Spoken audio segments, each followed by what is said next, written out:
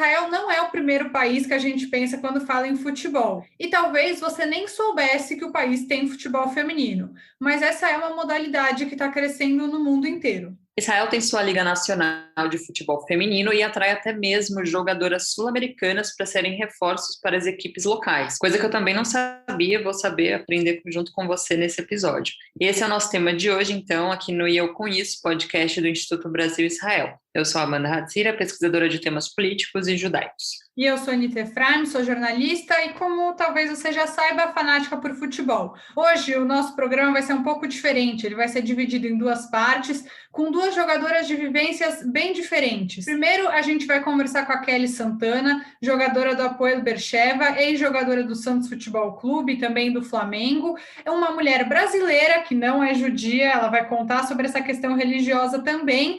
E em seguida a gente conversa com a Yael Katz, que prefere ser chamada de Yael. Ela é jogadora do Beitar Jerusalém, mas que é um clube já da segunda divisão de Israel, e vocês vão entender a diferença entre todos esses cenários e também um pouco entre o futebol feminino sul-americano e o futebol feminino em Israel. Kelly, bem-vinda, obrigada por aceitar participar com a gente, um prazer ter você aqui.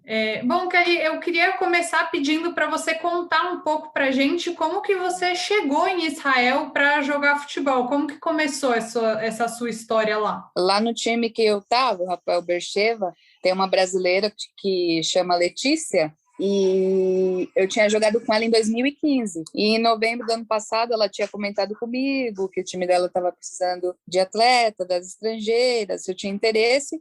Aí eu falei que tinha, tentei em novembro, acabou não dando certo, já estava tudo praticamente certo, mas aí as duas estrangeiras da África, que era para ter saído, continuaram no time, e aí não deu certo. Aí a treinadora falou, não, em janeiro abre a janela de transferência, a gente volta a entrar em contato. E eu meio desacreditada, né, acostumada com falsas promessas, falei, será? Aí na virada do ano, eu estava descendo para Santos para passar o Réveillon, e aí ela me mandou mensagem, você quer vir? Você tem o interesse? Aí pronto, a gente já se acertou tudo e em menos de uma semana eu já estava lá. E você conseguiu, e foi no meio do coronavírus, mas Israel já começou um pouco a se acertar, né? Você conseguiu se vacinar lá, conseguiu conhecer um pouco o país nesse tempo que você ficou lá, ou o coronavírus também pegou essa sua experiência? Então, quando eu cheguei, assim que eu cheguei no começo de janeiro, eles estavam no lockdown. Eu cheguei e tive que ficar 15 dias em casa, assim, entre aspas, porque lá é um pouquinho mais liberado. Tipo, você vai trabalhar, você tem a sua licença para trabalhar. Não podia ficar 1 metro afastado de casa, não, 1 quilômetro longe do local da sua residência, ao menos que fosse para trabalhar. Então, eu podia treinar, todo dia eu ia e voltava para o treino por 15 dias. Mas isso foi só os primeiros 15 dias, e depois já foi melhorando, e cada vez mais a situação do país melhorando também, liberando aos poucos, e lá eles estão uma vida praticamente normal. Agora que eu fui embora no final de maio, muito, muito, muito bom lá a situação em relação ao Covid. Eu não consegui me vacinar quando eu cheguei, eu já poderia, tinha disponibilidade, tinha o plano de saúde lá do time, mas quem tinha pegado o vírus nos últimos 3 meses não era para tomar. E eu tinha pegado em dezembro aqui no Brasil, passei o Natal em casa, então eu não pude, eu tive que esperar um pouquinho. Então a minha primeira dose eu tomei ela em abril e a segunda eu tomei em maio, antes de vir para o Brasil. Que bom que você está vacinado, então, né? Mais seguro, mais seguro. E bom, você falou, você falou não, né? Eu falei que você jogou em um time bastante conhecido pelo futebol feminino, que é o Santos. Como que você pode comparar um pouco a sua vivência brasileira? Como que você classifica o nível do futebol feminino em Israel em relação ao jogo, em relação ao preparo físico? Conta um pouco para a gente do cenário de lá. É bem diferente, assim. Eu acho que lá em Israel é muita força. O jogo é mais de força ali. Eu até brincava, falei, nossa, achei que era um país de tiro, porrada e bom, mas eu acho que é no campo, que é essa guerra mesmo, porque eu demorei mais ou menos 1 mês para conseguir me adaptar. porque eu sempre joguei em times técnicos aqui no Brasil, então estou acostumada a pôr a bola no chão e girar a bola e ficar com a posse, e sempre ter a bola no meu pé. E quando eu cheguei, eu só vi a bola passando por cima da minha cabeça, assim, ali no meio de campo, e pouco pegava na bola, e também pouco conseguia brigar, ir na força ali com elas. Então eu passei um mês sofrendo mesmo.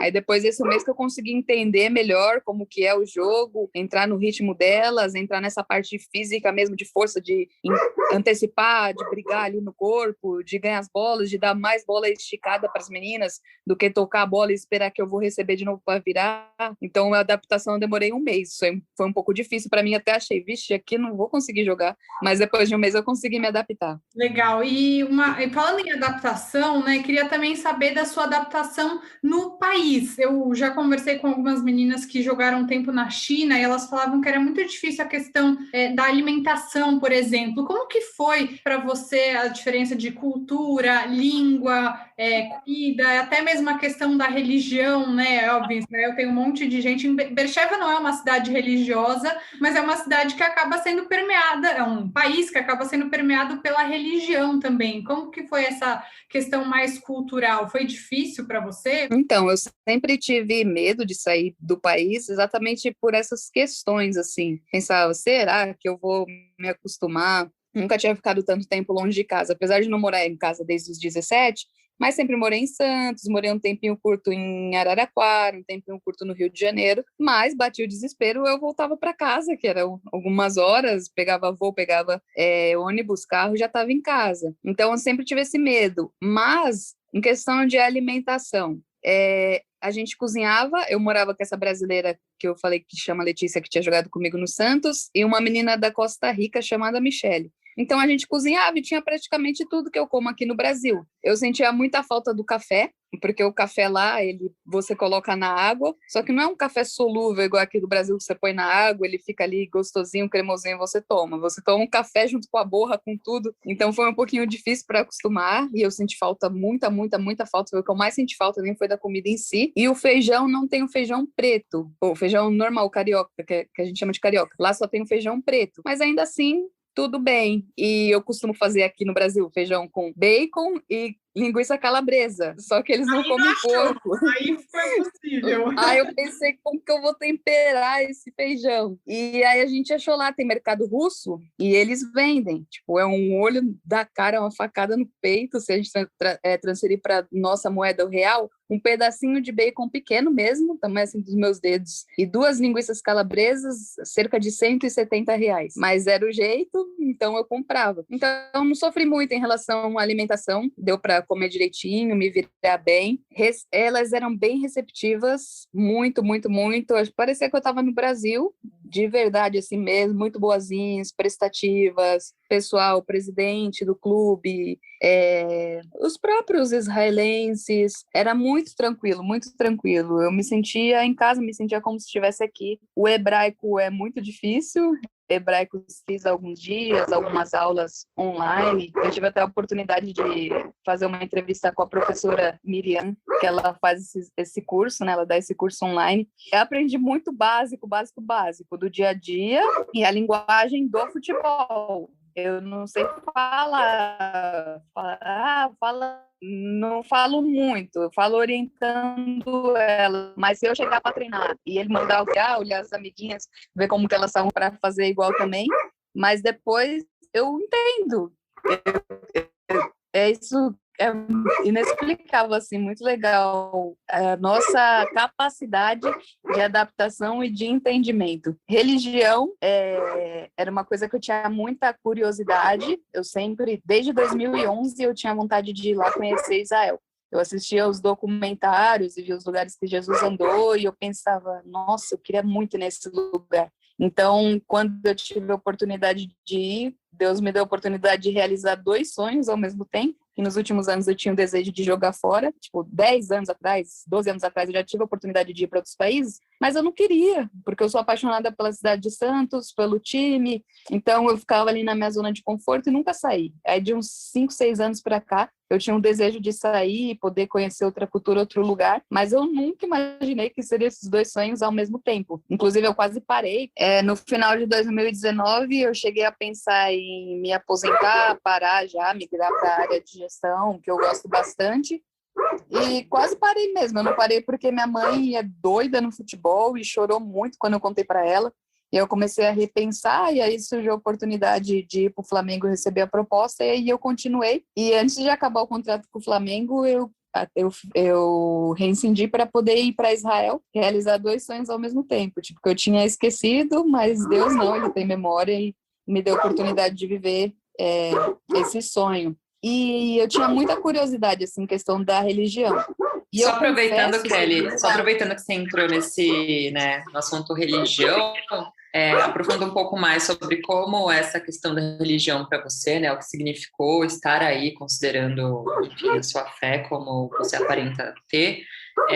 Por exemplo, né, quando você chegou aí, enfim, você deve ter percebido que sábado, né, tem o Shabat, muita coisa não abre, o comércio não abre, às vezes só coisas muito essenciais para alimentação, enfim, mas a cidade, dependendo de onde você estiver, principalmente em Jerusalém, tudo praticamente para. E domingo, né, uma coisa que geralmente acho que brasileiros estranham bastante, né, que domingo aqui é feriado nacional, em Israel não, é só o primeiro dia da semana mesmo, uma segunda-feira, né, para os israelenses. Então, como que você encarou essas coisas? Foi difícil essa adaptação? Como que foi para você? Uhum. Difícil não, porque a gente acostuma, né, com tudo, e rotina de atleta, a gente todo dia é dia, apesar de no Brasil aos domingos, é dia de preguiça, de descansar, de ficar tranquilo, mas não no futebol não tem final de semana, não tem feriado, não tem nada, todo dia é dia. Então, em relação a isso, foi tranquilo adaptado, sabe?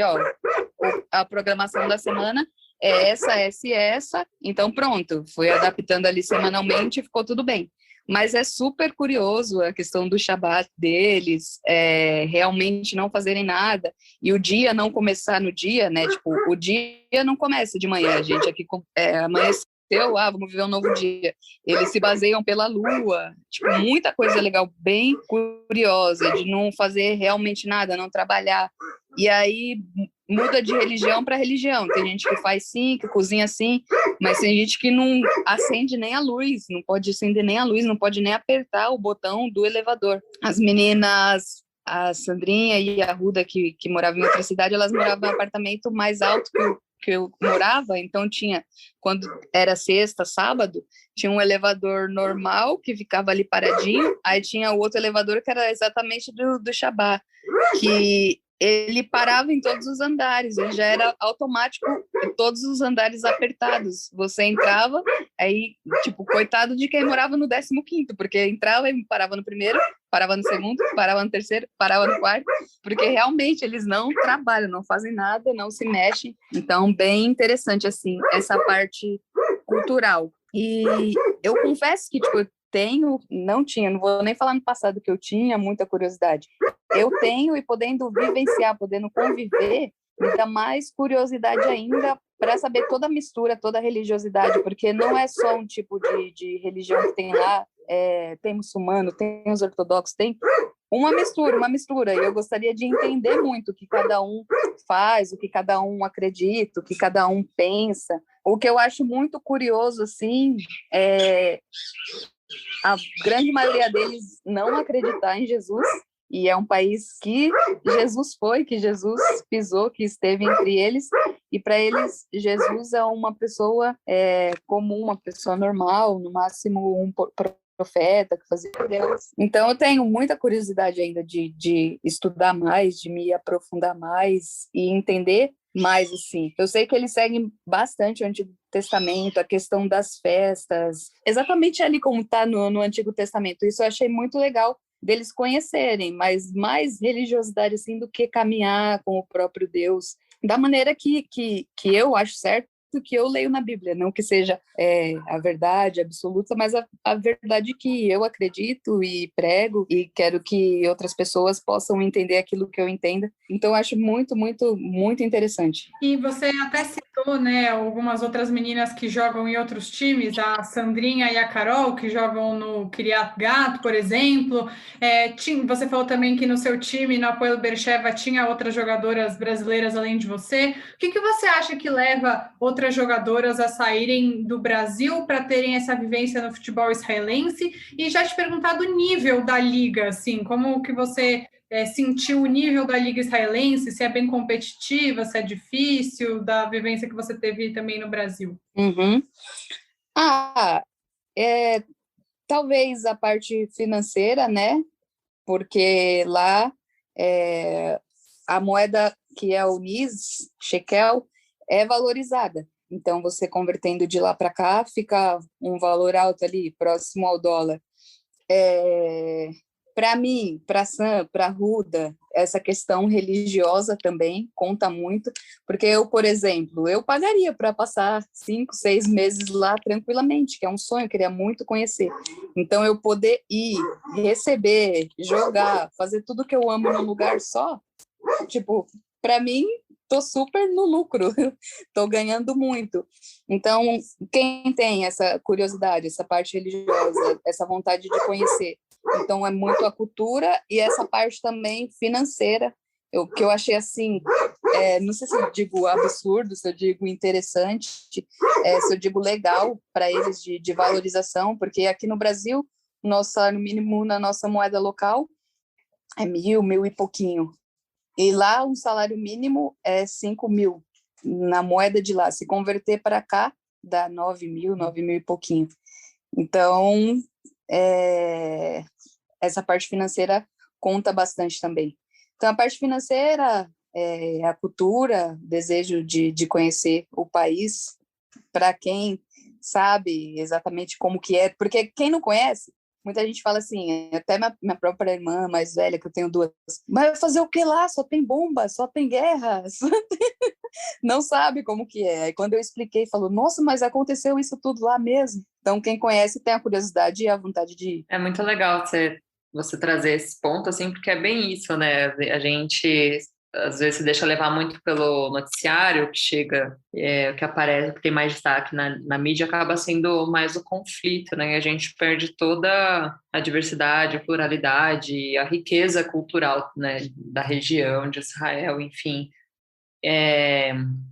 Lembrando que lá não tem só, né, judeus, israelenses, árabes, palestinos, né? Tem ainda outros grupos, outras minorias étnicas que também compõem a sociedade. Então é bem legal, né, você trazer esse ponto, né, para tirar um pouco essa pecha de que Israel é só bomba, né, conflito, enfim. Mas falando um pouco mais sobre futebol, pensando profissionalmente, né, você como jogadora profissional, no mundo a gente tem acompanhado, né, um movimento de crescimento dessa profissionalização, do futebol feminino, né, e isso seguindo as tendências da sociedade, né, da questão da igualdade, do feminismo.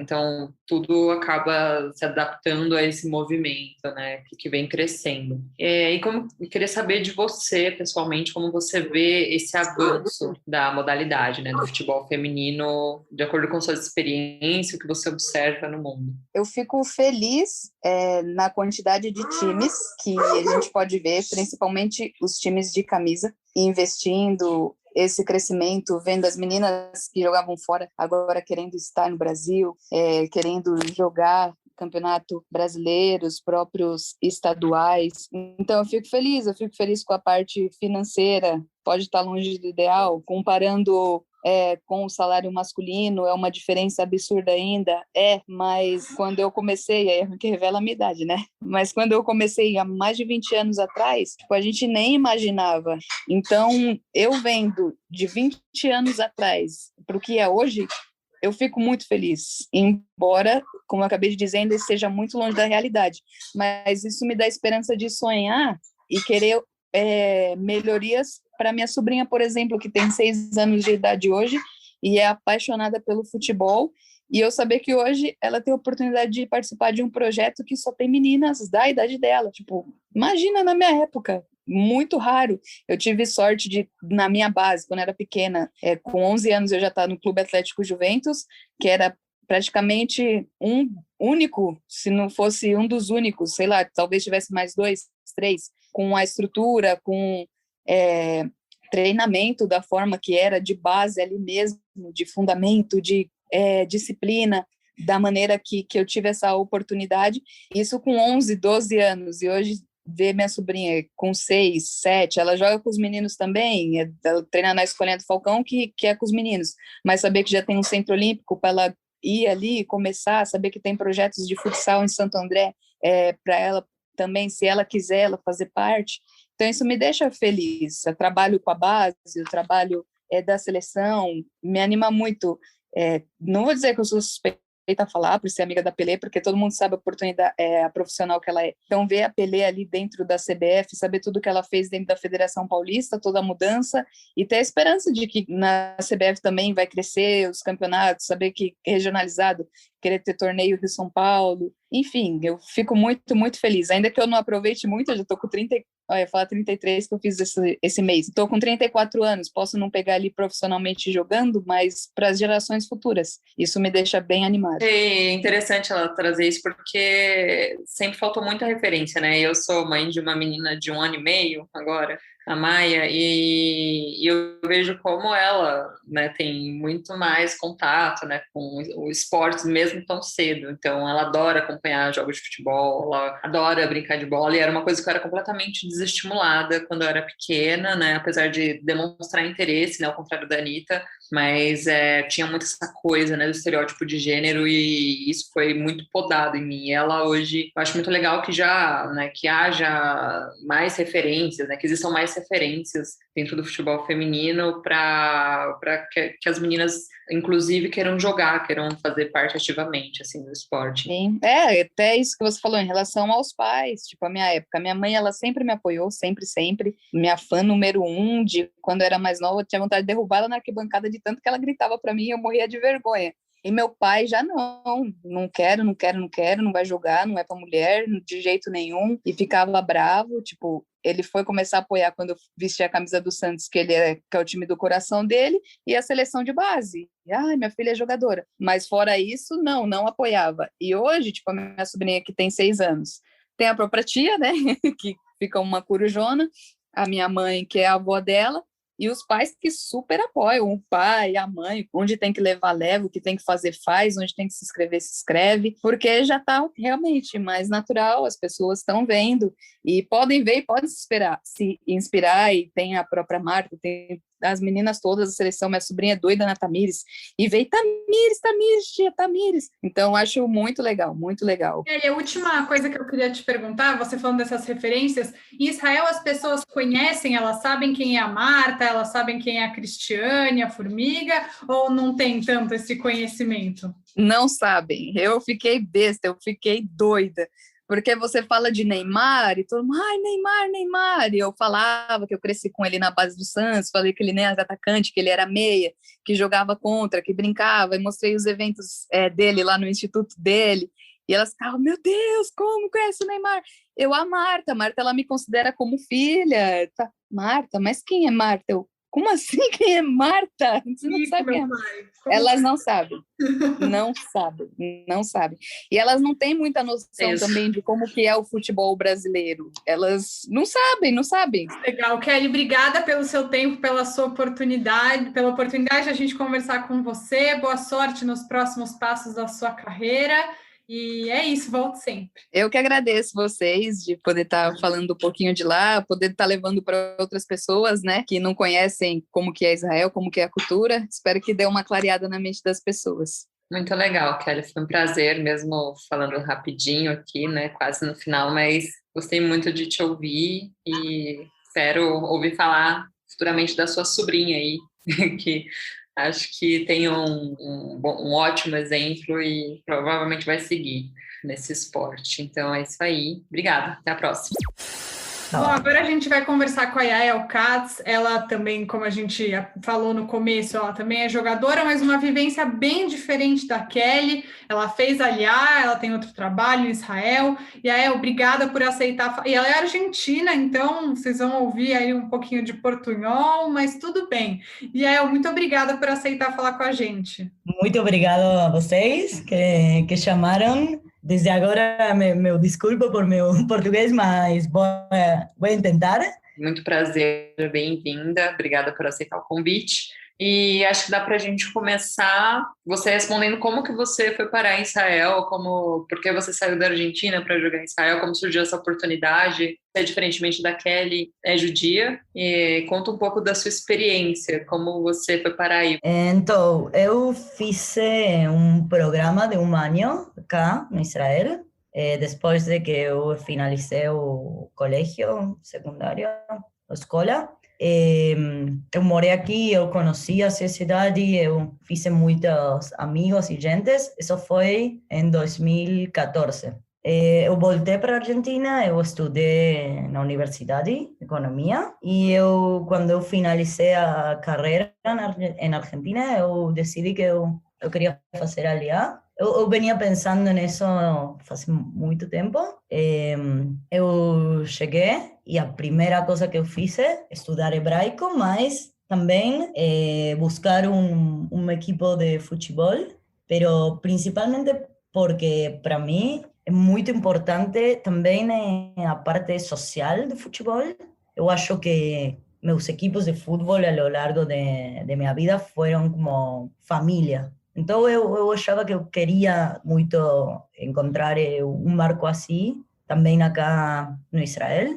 E tá bom, e assim encontrei, eu moro no Jerusalém, então eu encontrei o Betar Jerusalém, que esse é o equipo que eu jogo agora. E você também jogava na Argentina, né? Quais que são as grandes diferenças que você vê no cenário do futebol dos dois países? Você chegou a jogar profissionalmente na Argentina, em Israel também é profissional? Conta um pouco dessa comparação que você faz entre esses momentos da sua carreira como jogadora. Eu joguei na Argentina por 5 anos. Eu joguei na liga profissional, mas eu não recebia dinheiro por jogar. Então era como semi-profissional. E aqui eu jogo também semi-profissional porque eu jogo na segunda liga. O nome é Liga Leumi. E eu acho que não é obrigatório para os clubes pagar para jogadoras do Liga Leumi, mas tem alguns clubes que eles decidem pagar para as jogadoras. Eu nunca cheguei a futebol como minha profissão. Eu sempre gostei de jogar por a diversão e por todas as outras coisas, mas a principal diferença que eu acho que eu encontrei entre os clubes de Argentina y de acá de Israel, el nivel de formalidad que tienen. Voy a poner un ejemplo. Las ropas, la remera, short, para jugar, acá yo recibo du grasa. Yo no tengo que pagar para eso. También yo no tengo que pagar un dinero para hacer socia do club. En Argentina eu tinha que pagar dinheiro para fazer sócia do clube e também eu tinha que pagar-me as roupas do jogo. Então, isso é uma grande diferença que eu acho muito, valorei muito quando cheguei aqui. Também eu fui a um clube que era grande, então eles têm a possibilidade de dar isso às suas jogadoras. Eu não estou segura de que todos os clubes de Israel sean así, mas acho que a maioria sim. A nível futbolístico, achei bastante similar a liga acá e na Argentina. Eu sempre joguei na segunda liga. E que mais? E a nível também, eu encontrei uma diferença muito grande na forma que o técnico, o coach, se para frente ao grupo. Eu acho que no Sudamérica o técnico tem muita mais ideia holística de todo o que é futebol e pode muito mais conectar com as jogadoras. Também para mim foi muito difícil por o idioma aqui, por o hebraico, porque não tinha muito hebraico, agora um pouco mais, mas... Então, eu acho que na Argentina eu senti muito mais a presença do técnico e muito mais que ele se importava por as jogadoras. Legal. E como que você sente como profissional, né, em Israel? Você sente que a liga israelense é uma liga que acaba tendo visibilidade? Tem jogadoras que conseguem sair de Israel para jogar em grandes times da Europa, por exemplo? Tem algumas jogadoras. Tem uma que su nombre es Lee Falcon. Ela foi muito famosa. Ela foi para a Europa, para 2 ou 3 países diferentes, com um nível muito alto de futebol. Mas há mês eu li um artículo no diário que falava que ela estava muito, muito enojada.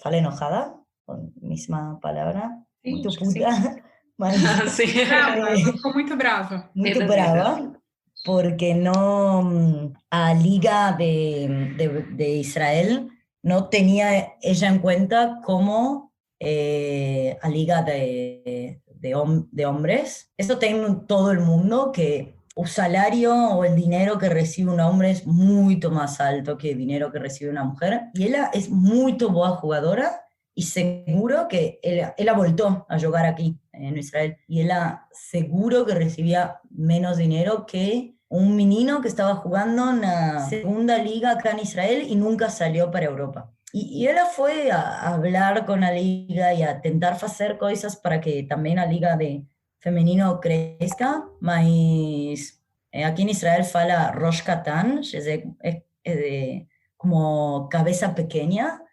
que tá bom, nadie se importa com o futebol feminino. Mesmo o equipo que eu jogo, eu acho que tem muitas coisas boas, mas também eu acho muitas vezes que, tá bom, a sociedade agora diz que tem que abrir um grupo de mulheres, porque agora estamos buscando igualdade de direitos e tem muita pressão da sociedade. Então, vamos abrir el grupo de mujeres o equipo, mas no realmente invertir esfuerzos o tener en cuenta el equipo. Bom, elas estão aí, elas vão, elas... Como então se é fosse muito caridade, difícil. né? Como? Eles acham que é caridade deixar a mulher jogar futebol. Sim. Só para cumprir uma cota ali. Tem que ter, senão vão reclamar, então coloca ali, né? Sim, exato. Quizás na primeira liga seja um pouco diferente, mas ela falava ali, Falcon, que também na seleção israelense, quando elas iam a jogar afora ou coisas assim, tinha um exemplo que a liga masculina, eles alquilaram, rentaram um avião especial para a liga de hombres para ir a jugar a Europa por el tema do corona, para evitar que se contagien. Para femenino no. Ellas fueron no avión de Lalo, de una liga, una línea comercial, y ellas estaban en contacto con todas las personas. Ellas podían pegar corona allá. Entonces, en esos detalles, se ve que todavía falta mucho camino y que la diferencia todavía es muy grande.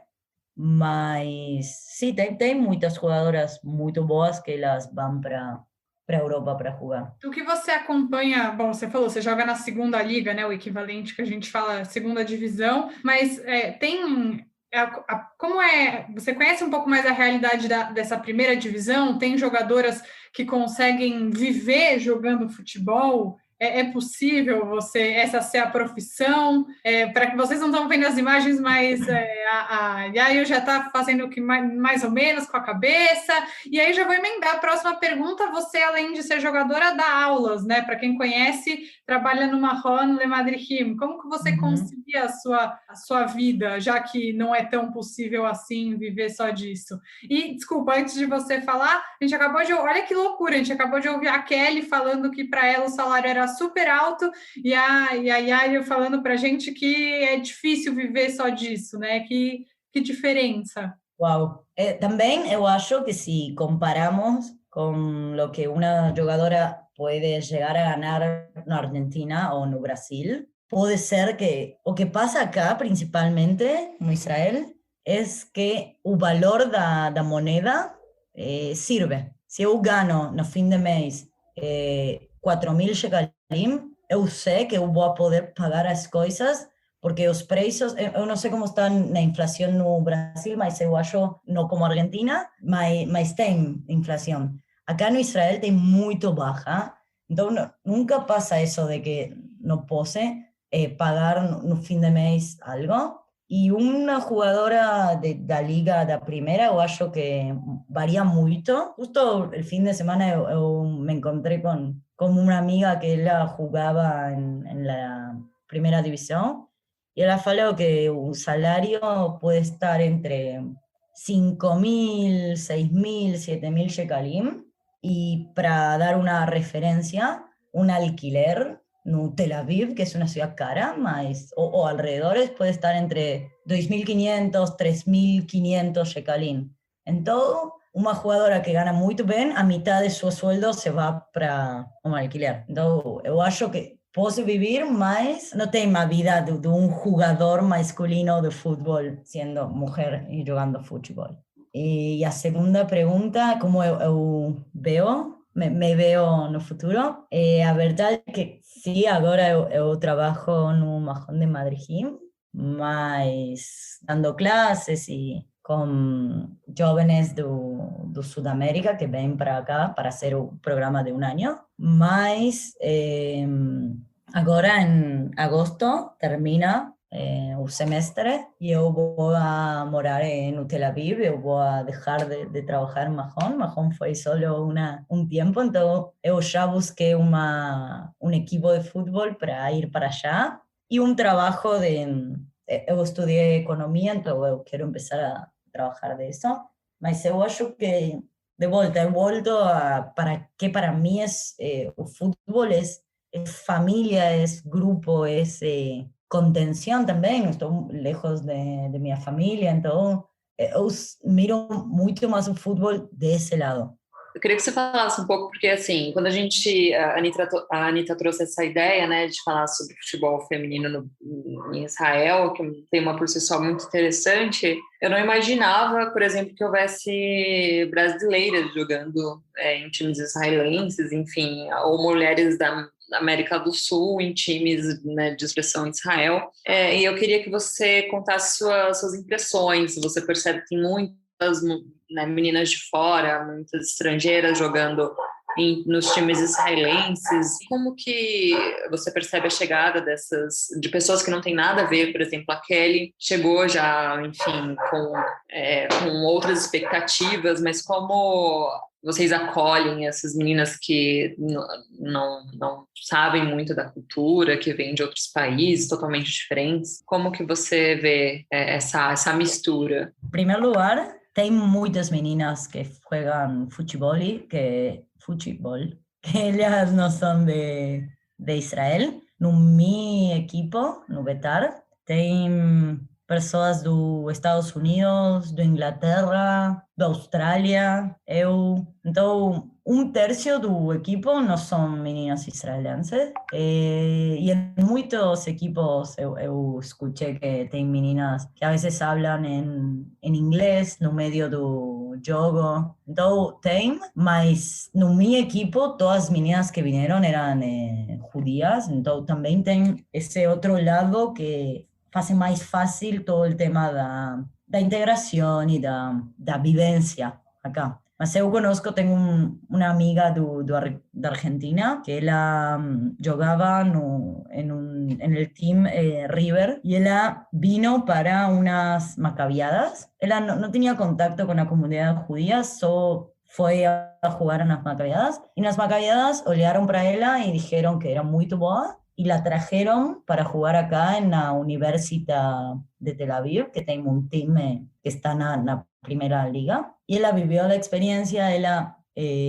está hace 6 años que ella mora aquí, ela foi passando por diferentes teams, ela morou do futebol, mas sempre fiz outros trabalhos, ou trabalhinhos, mas agora ela volta para a Argentina. Eu fiquei um pouco curiosa, você joga ainda no Beitar Jerusalém. E, bom, pelo menos o time masculino já se envolveu em diversas controvérsias, enfim, eu queria saber como que é no time feminino. Agora que você mencionou, eu também olvidei de falar que na pergunta anterior, que em particular o time do Betar, quando eu falei Rosh Katan, que eles eram como a cabeça quadrada, eu também acho que tem que ver com femenino y masculino, y tem aí machismo, sexismo en el medio, que o fisioterapeuta do clube, uma vez eu fui tenía una dolencia y él tenía que ver, y ele falou, sí, o equipo femenino tem,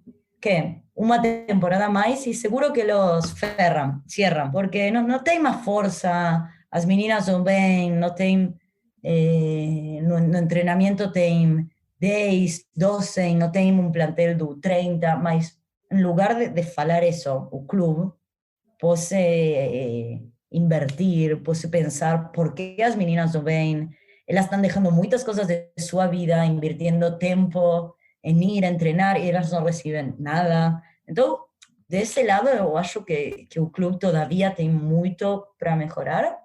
E depois o ponto que você falou político, Betar tem uma história forte politicamente, e eu personalmente tinha muitos dilemas antes do entrar, mas Betar era o único time no Jerusalém que eles jogavam em uma liga. Também aí você pode ver ou pensar, Jerusalém é a segunda cidade mais grande ou terceira do Israel. Y tengo solo un equipo, ahora 2, que están en la liga. Entonces ahí entender que es una ciudad muy religiosa, muy conservadora, que todavía la mujer no tiene un lugar. Y yo tenía mucha duda de entrar o no Betar.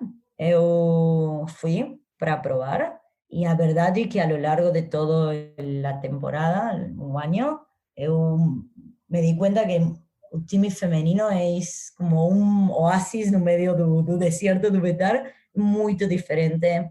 Tem meninas de muitas ideologias diferentes. Tem uma menina árabe, tem uma menina religiosa que ela joga com a coisa que tapa a cabeça, que não, porque ela está casada, então ela não pode mostrar su pelo. Ela joga com Kisui Rosh, lo que le tapa a cabeça. Então, o time femenino é muito diverso. Tem pessoas que pensam mais de esquerda, como eu e outras meninas. Tem pessoas que pensam mais de direita e que elas moram no território, em Efrat, que é uma cidade de Cisjordânia. Então, é muito diverso, mas muito unido. E todas entendemos que o que nos une é o futebol e não tem por que meter as coisas políticas no deporte, que eu acho que isso deveria passar no todo o deporte, no todo o mundo, mas não passa. Legal. Yayo, muito obrigada, já me sentindo íntima aqui.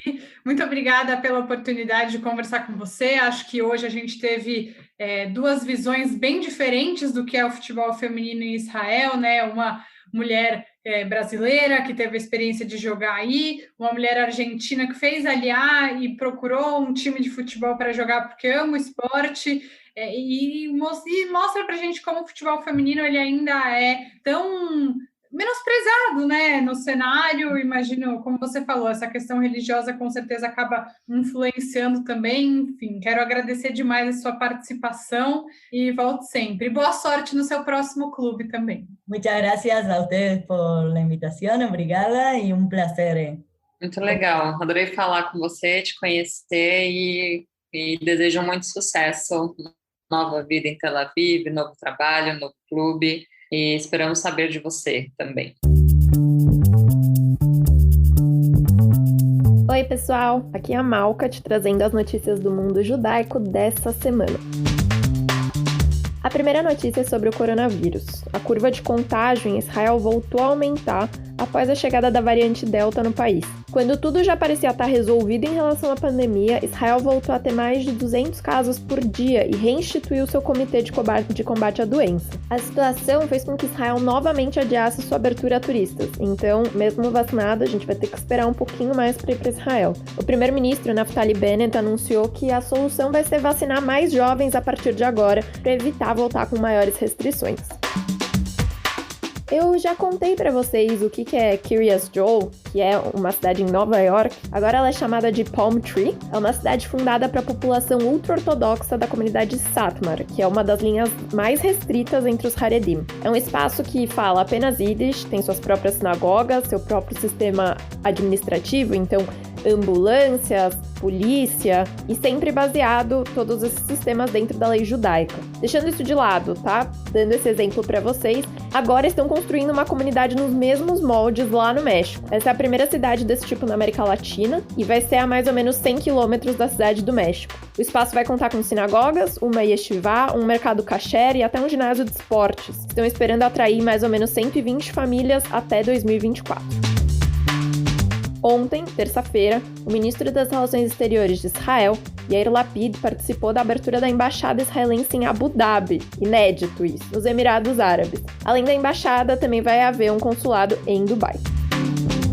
Essas são as notícias do mundo judaico dessa semana e a gente se fala na semana que vem. Tchau, tchau!